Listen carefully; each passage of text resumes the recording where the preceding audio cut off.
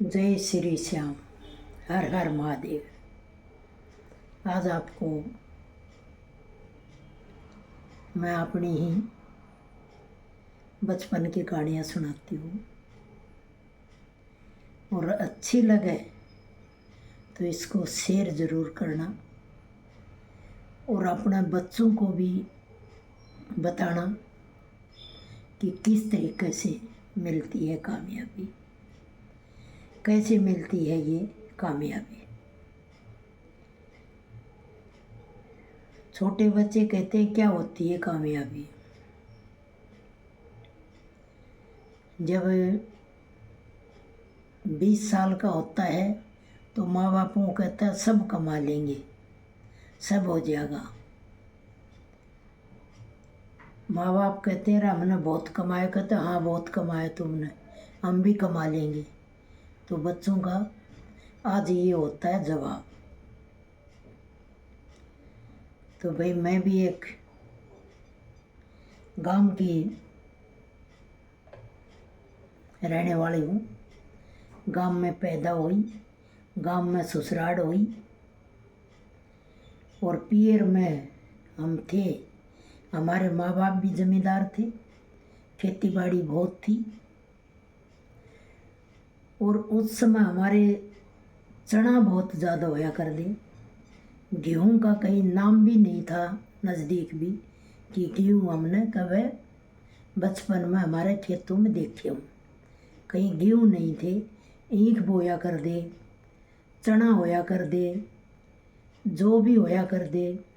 और हमने रोटी भी बचपन से चनों की ही खाई। हमने 1970-72 तक कहीं हमने गेहूँ नहीं देखे। 72 तक नहीं, 1977-78 तक हमने गेहूँ नहीं देखे। फिर हमारी बड़ी बहन की शादी हुई तो उस समय हमारा जीजा आया, हमारी माँ ने रोटी बनाई। और एक बासन होता था, बासन में चून रखते थे गेहूँ का, लको के। कहाँ से वो गेहूँ आते थे हमें नहीं पता, पर गांव में किसी का खेतों में गेहूँ पैदा नहीं होते थे। तो वो रोटी बनाई, आधा आधा फुल्का, एक रोटी हमको भी मिली। और बिना ही साग सब्जी ऐसे यूँ तोड़ तोड़ की रोटी खा गए, बड़ी स्वाद लगी। तो इतनी स्वाद रोटी लगती थी वो, इतने अच्छे स्वाद अनाज होता था। क्यों, रूड़ी कुरड़ी जो बोलते हैं उसका खाद उनमें पड़ता था।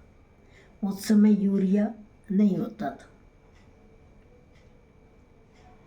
और चना हमारे 1000 मन, 1500 मन चना हमारे खेतों में होते थे।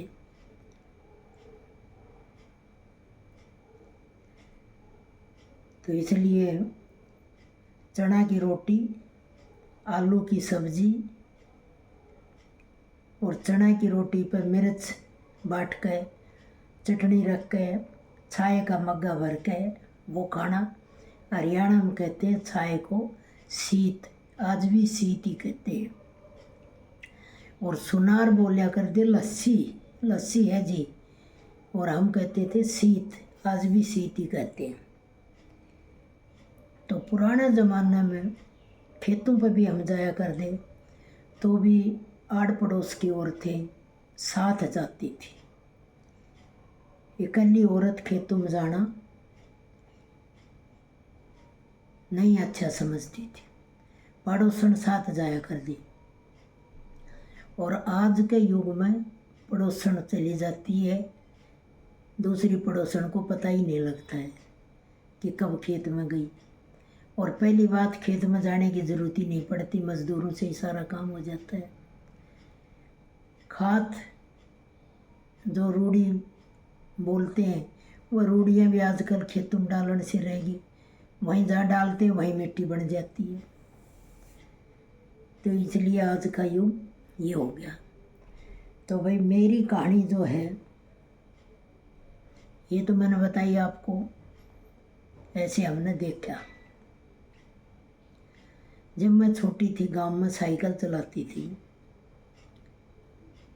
1970-72 का आसपास ही साइकिल चलाती थी। तो मेरी बड़ी बहन डंडी लेके मेरे पीछे वो लेती थी,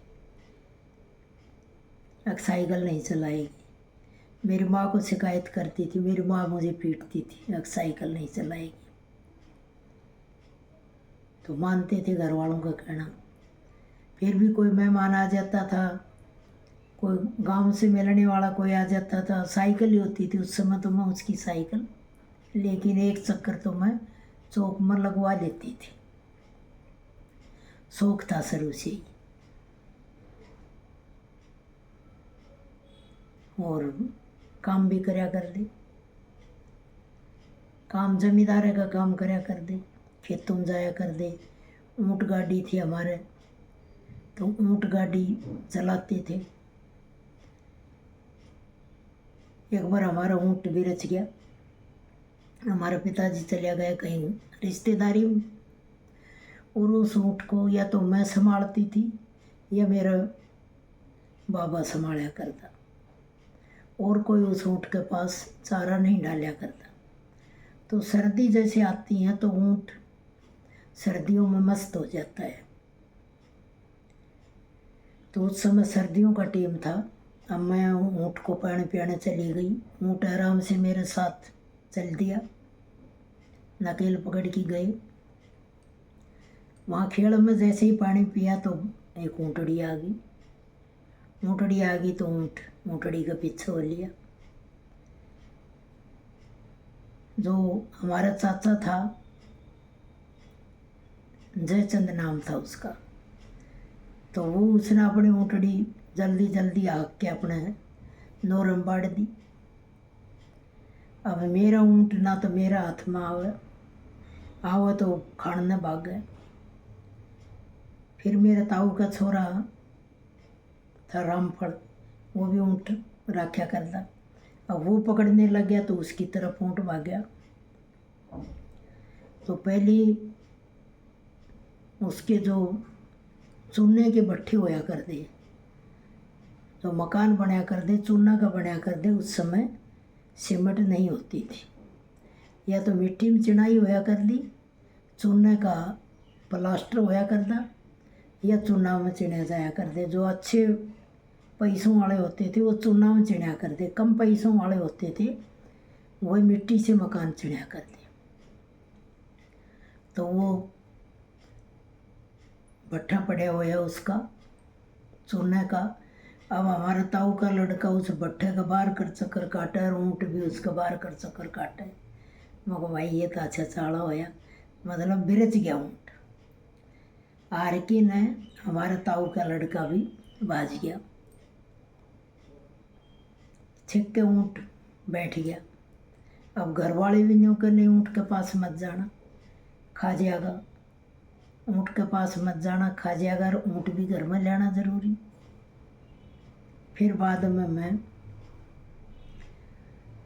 गुआर काट के लेके आई, और गुआर काट के ऊँट की तरफ मैंने ऐसे कराया, ऊँट ने एकदम बटका गुआर की तरफ भरया। भरती मैंने ऊँट की नकेल पकड़ ली, नकेल पकड़ के मैंने ऐसे यूँ झटका मारा, ऊँट चुप, और पकड़ की नकेल में साथ साथ चलती। उस दिन के बाद मैंने ऊँट बांध दिया, लिया कि घर वालों ने कही भाई ये ऊँट बेचने लग गया, इसको बेच दो। तो मेरे पिताजी ने कहा भाई ऊँट बेच देंगे। ऊँट अच्छा तगड़ा ऊँट था। तो फिर मेरे बाबा मेरे से पूछते थे, अब भाई तू ऊँट पर गाड़ी जोड़ती है तो सही रहेगा कि नहीं? मगर बाबा वैसे तो खाने लग जाता है, तो इसलिए ये सही नहीं है, और वैसे जो है ऊँट हमारा बढ़िया है, हम इसको काबू में करेंगे। तो वो ऊँट हमने 1 साल तक ऊँट हमने रखा और हमारी खेती बोई। गांव में जो डिग्गी बनती थी, डिग्गी पे उसको लेके जाते थे और हम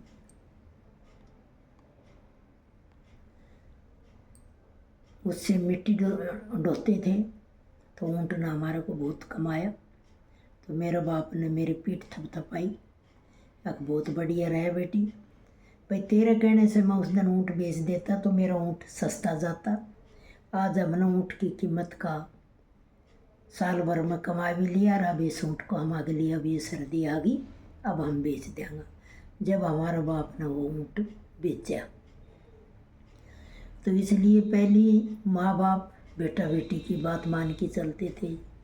अब भाई ये क्यों, बेटा बेटी भी बात जायज़ कहते थे, कोई स्वार्थ की नहीं होती थी। आज बेटा बेटी करने लगे स्वार्थ की बात कि ये चीज़ चल जाएगी तो ये मुझे ये मिल जाएगा और इसमें मैं ये ऐसे न्यू कर लूँगा।